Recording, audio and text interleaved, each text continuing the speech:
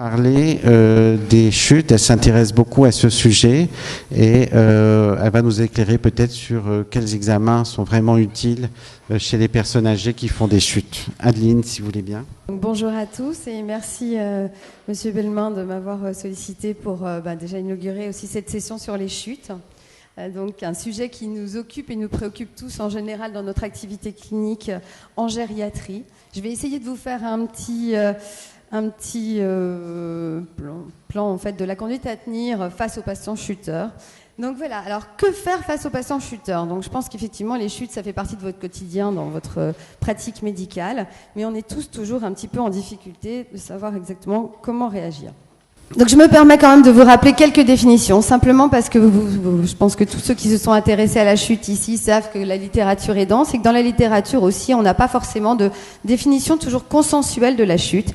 Et donc je me permets de reprendre avec vous des définitions pour qu'on parle tous de la même chose, à savoir qu'on va se baser sur les définitions des recommandations de l'HAS qui parlent de chute quand on se retrouve au sol de manière involontaire ou sur une autre surface, dans une position de niveau inférieur à la position de départ. Chute répétée, qu'est-ce que ça veut dire? Là aussi, c'est variable un petit peu dans la littérature, mais on va se baser sur cette définition officielle, donc éditée par la HAS, qui est au moins 2 chutes sur une période de 12 mois. Les chutes, c'est quoi aussi? C'est aussi les accidents de la vie courante. C'est-à-dire que les chutes au titre d'accidents de la vie courante sont répertoriées et étudiées par de nombreuses institutions, nationales et internationales. Et donc, il y a un regard tout particulier sur ces événements. Je me permets juste quelques données d'épidémio, simplement pour bien placer le contexte. Parce que les chutes, c'est quoi? C'est effectivement un problème très fréquent, comme vous le savez. Plus d'un tiers des sujets de 65 ans vivant au domicile chutent dans l'année et le nombre de chutes augmente avec l'âge, puisque un patient sur 2, au-delà de 80 ans, chute dans l'année. On sait qu'également les chutes sont souvent à répétition, puisque 50% des patients récidivent dans l'année. Alors même si c'est fréquent, on s'aperçoit aussi que c'est extrêmement sous-estimé. Et pourquoi? Parce que probablement banalisé. Et quand on fait des registres pour voir des recueils de données, notamment téléphoniques ou autres, et on regarde si les patients consultent ou pas après une chute, on s'aperçoit que finalement 20 à 25% des patients consultent, mais les autres n'ont pas jugé forcément utile d'aller vers un médecin après un événement comme une chute. Alors pourquoi? Pourquoi c'est banalisé? Peut-être parce que c'est des activités de la vie quotidienne, principalement, ça survient principalement dans les activités de la vie quotidienne. La marche, pour les sujets au domicile, et les transferts pour les sujets en institution sont vraiment les 2 circonstances les plus fréquentes. Souvent aussi, il n'y a pas de malaise, pas de perte de connaissance, dans 50 à 70% des cas, ce qui fait que peut-être les gens ne jugent pas forcément utile d'aller en parler à leur médecin. Pourtant, la chute, c'est grave, c'est lourd de conséquences. C'est grave parce que potentiellement, c'est mortel. C'est la première cause de mortalité, notamment par accident de la vie courante chez le sujet âgé, bien avant les accidents de la route. Et c'est potentiellement grave aussi parce que ça tue donc 9000 à peu près personnes de plus de 75 ans par an, mais ça entraîne aussi beaucoup de complications. Des complications traumatiques, qui sont souvent les plus évidentes, mais aussi des syndromes post-chute, des décubitus prolongés, et toute une horde de complications qui vont générer une entrée importante dans la dépendance. C'est la 3e cause d'admission en médecine gériatrique. Et pour ceux qui aussi ont tous, je pense, pratiqué aux urgences, c'est 10% des admissions aux urgences. Donc c'est une vraie problématique de santé publique, qui est vraiment en plus une problématique une problématique d'entrée dans la dépendance, et donc ça induit un impact économique assez majeur, ce qui fait qu'effectivement toutes les institutions et toutes les sociétés savantes aussi sont penchées sur la problématique en se disant est-ce qu'on peut essayer d'élaborer des recommandations de bonnes pratiques. Et effectivement, c'est ce que l'HAS a fait notamment en collaboration avec la SFGG, et notamment en 2005. Il y a eu des recommandations sur les chutes accidentelles et en 2009 sur la prévention des chutes à répétition. Donc on va se baser notamment sur ces recommandations pour discuter un petit peu de la conduite à tenir. Alors qu'est-ce qu'on fait devant un patient âgé chuteur? Alors je pense que parmi vous, il doit y avoir des urgentistes, des urgentistes, des smuristes, ou tous vous êtes passés aux urgences et vous connaissez ce petit bouquin bleu qui a fait beaucoup référence notamment aux urgences, ce bouquin d'Axel Elroth. Et quand vous ouvrez ce petit bouquin sur la prise en charge de la chute du CGAG, vous lisez une phrase qui, je pense, pose bien la problématique. C'est qu'un vieillard, je me permets de la lire, hein, un vieillard qui tombe, c'est pour lui une catastrophe. Mais c'est aussi pour le médecin des urgences débordé, parce qu'il doit y passer beaucoup de temps et c'est l'un des exercices cliniques les plus ardus.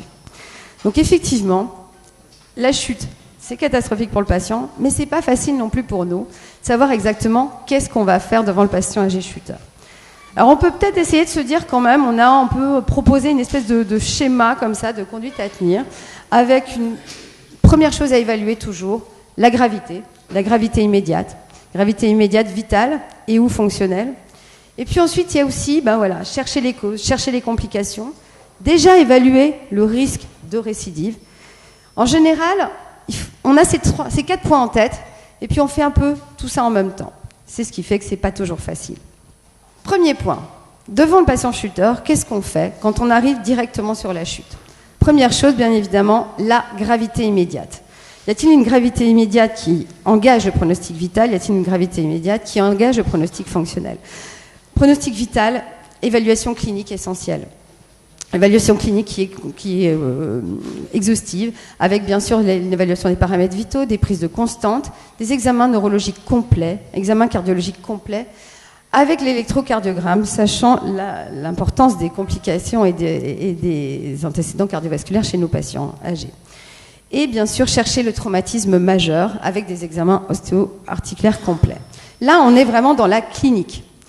Faut-il faire des examens complémentaires pour la gravité immédiate? La gravité immédiate, c'est oui et non. Ça dépend de vous, où vous vous situez et où vous êtes au moment, dans quelle offre de plateau technique vous avez à votre disposition. Déjà, pronostic vital engagé, première réflexion, est-ce que oui ou non, mon patient doit bénéficier d'une prise en charge invasive? Ça, vous le discuterez forcément en fonction de son terrain et vous verrez sûrement en fonction d'un avis spécialisé. Faut-il faire des examens complémentaires de manière systématique? Ça dépend. Ça dépend, simplement parce que là aussi, c'est un peu en fonction de votre plateau technique à disposition. Il ne faut surtout pas retarder la prise en charge. Si vous êtes au domicile, si vous êtes en institution, plutôt pas et plutôt vite discuter d'un transfert si la gravité nécessite une prise en charge intensive. Sinon, sinon une biologie de débrouillage, effectivement, avec au moins des numérations, un ionogramme, des glycémies, la troponine, si vous suspectez un syndrome coronarien, des examens biologiques. Et l'imagerie, ça dépend à discuter, parce que le patient doit être de toute façon toujours stabilisé avant d'envisager une imagerie. En cas de pronostic fonctionnel engagé, qu'est-ce que vous faites là encore? Là encore, ça dépend de votre disponibilité de plateau technique. Si vous avez de la biologie, sûrement. Numération, bilan d'hémostase, si vous avez l'idée d'une prise en charge chirurgicale derrière. En termes d'imagerie, qu'est-ce que vous faites? Là encore, guidé par la clinique. Des radiographies, la plupart du temps, ça suffit. Avec un point particulier qui est au niveau du rachis, du fait des remaniements dégénératifs de nos sujets âgés, souvent l'analyse des rachis et surtout du rachis cervical est complexe. Et là, on incite en première intention, les orthopédistes recommandent la réalisation du scanner cervical en première intention. Et là encore, un avis spécialisé en fonction de ce que vous suspectez. Alors, une fois qu'on a déjà vu un petit peu la gravité immédiate, finalement, c'est un peu la conduite à tenir que vous avez finalement devant tout problème qui menace le pronostic. Mais c'est heureusement pas toujours le cas. Heureusement que beaucoup de chutes ne sont pas grévées d'engagement d'un pronostic vital ou fonctionnel. Et là, on se retrouve dans une démarche de recherche de cause. Alors, recherche de cause, alors je suis désolée, il y a eu un petit décalage de PowerPoint là. Alors, recherche de cause...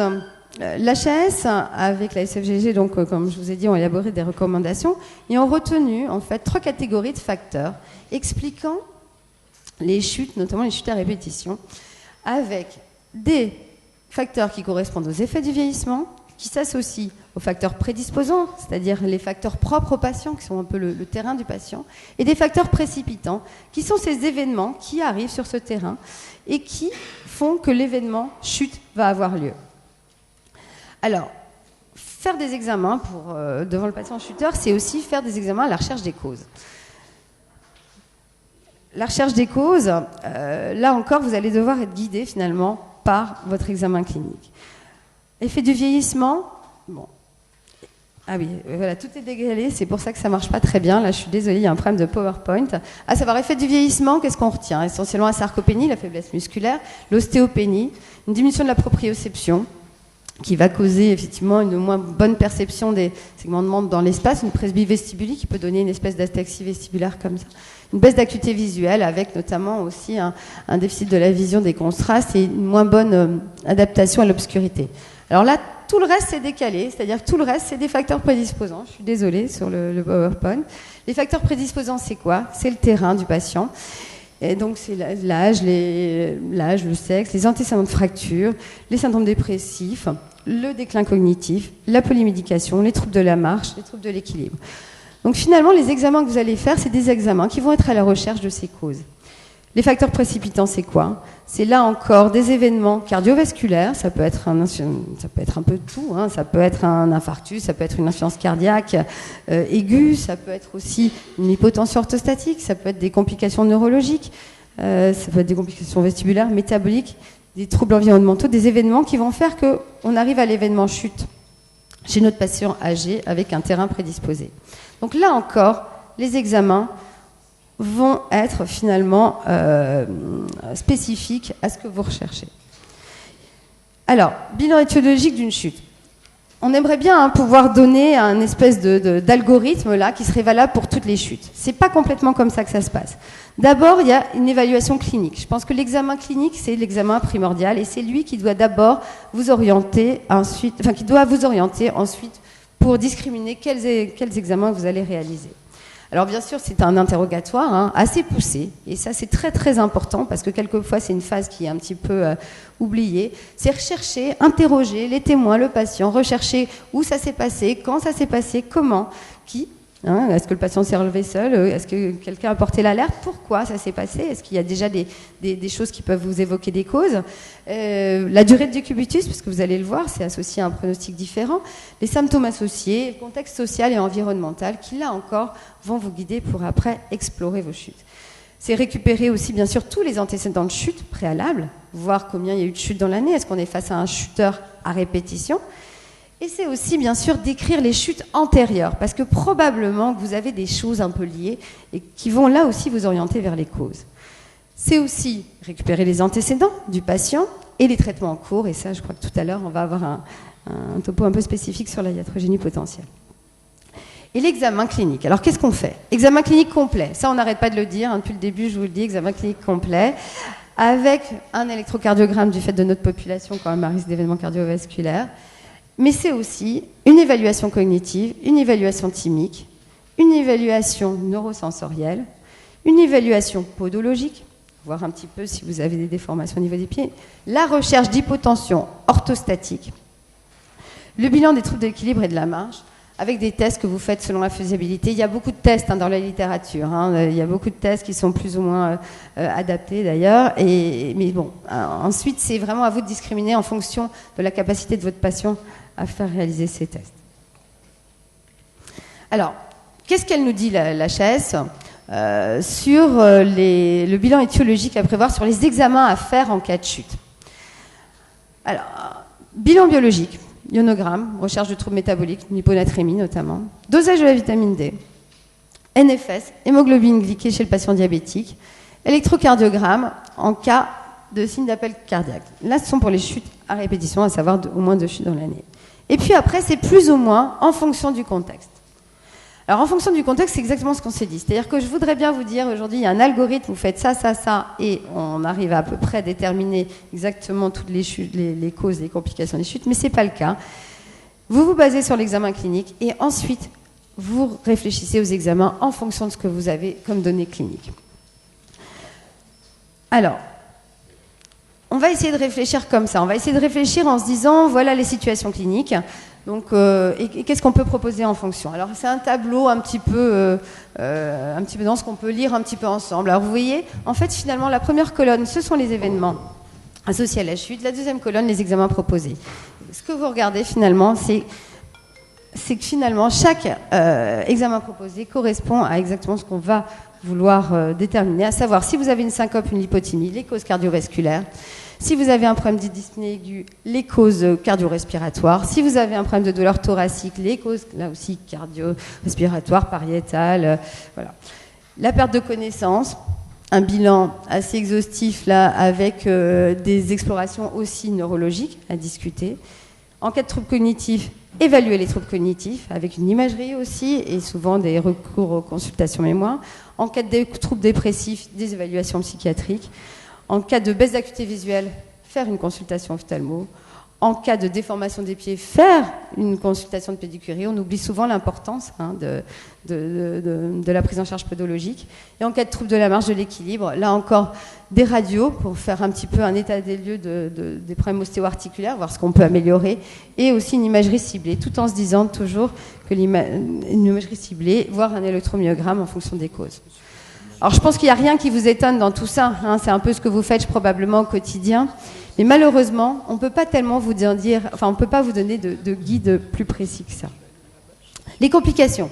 Les complications, c'est quoi? Donc des complications effectivement traumatiques, traumatisme physique. Là, pour explorer un petit peu les complications, quels examens faut-il faire? Alors les examens à faire, effectivement, la plupart du temps, c'est de l'imagerie. L'imagerie, la plupart du temps, c'est de la radiologie simple. Sauf peut-être le scanner dans les recherches de lésions cervicales et les recherches de lésions rachidiennes, puisque là, on sait très bien qu'il peut y avoir une perte de chance simplement sur des radios qui ne sont pas toujours discriminantes. Traumatisme crânien, là encore, on a coutume de dire le scanner cérébral sans injection au moindre doute, et notamment en cas de facteur de gravité, de chute, si le patient est sous anticoagulant, antiagrégant, ils sont à risque de chute grave, et notamment en cas de traumatisme crânien, le moindre doute clinique doit vous faire aller très vite au scanner cérébral sans injection. Le décubitus prolongé. Décubitus prolongé, autre complication grave de la chute. Adeline, on va vous demander de bien vouloir conclure. Décubitus prolongé, donc là encore, effectivement, ce qui est important, c'est d'investiguer les complications du décubitus prolongé. Comme on sait, le décubitus prolongé, il est associé à énormément de complications. Et finalement, là encore, vous allez devoir être assez exhaustif dans votre recherche de complications et orienter vos examens en fonction de la clinique. Syndrome post-chute, un peu la même chose. Là encore, quelque chose d'un peu plus complexe à explorer. L'important, c'est de toujours penser aux complications psychiatriques qui sont secondaires et aux complications souvent psychomotrices qui là peuvent nécessiter des examens là aussi spécialisés avec des avis psychiatriques et des bilans psychomoteurs. Des bilans d'ergothérapie, de polologie, des bilans sociaux, qui là aussi sont quelque part des examens paramédicaux qui sont aussi essentiels finalement à la prise en charge des chuteurs. Donc là, juste aussi un tableau un petit peu qui reprend. Adeline, je m'excuse, mais nous avons aussi d'autres conférenciers. Voilà. Donc je fais juste un point sur la vitamine D, dosage en vitamine D, à moins que vous l'abordez peut-être plus tard. Donc le dosage en vitamine D, effectivement les recommandations ont changé, puisqu'effectivement il y a eu une explosion des dosages suite aux recommandations du Grillon en 2011. L'HS en 2013 donc, le préconise chez les chuteurs à répétition et en cas de traitement ostéoporotique. Et l'ostéodensitométrie, là aussi recommandée chez les sujets chuteurs.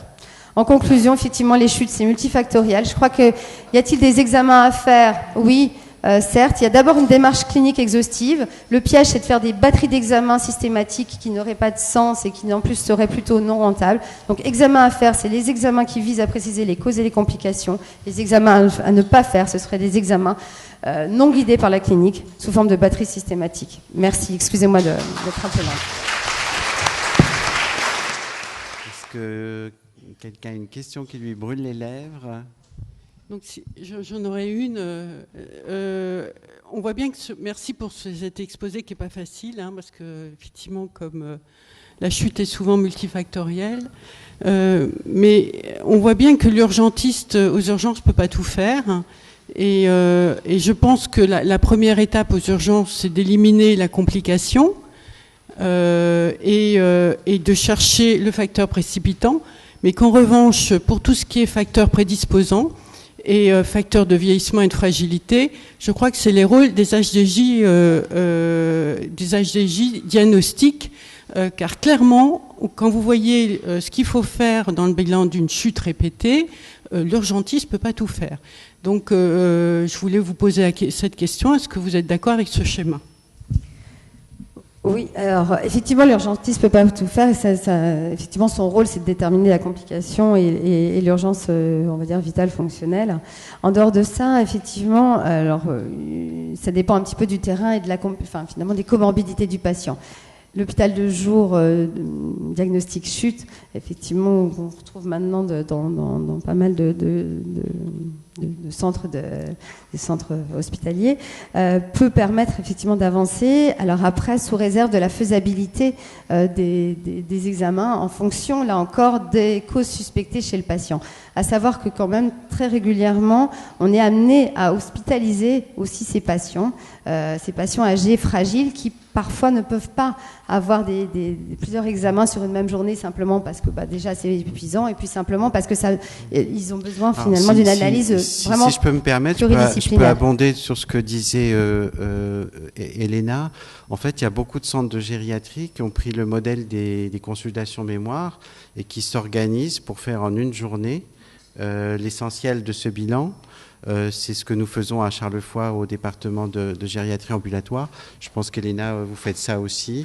Et je pense qu'il y a pas mal de centres aussi de gériatrie. Oui, et finalement, en une séance d'hôpital de jour, il y a vraiment un dégrossissage.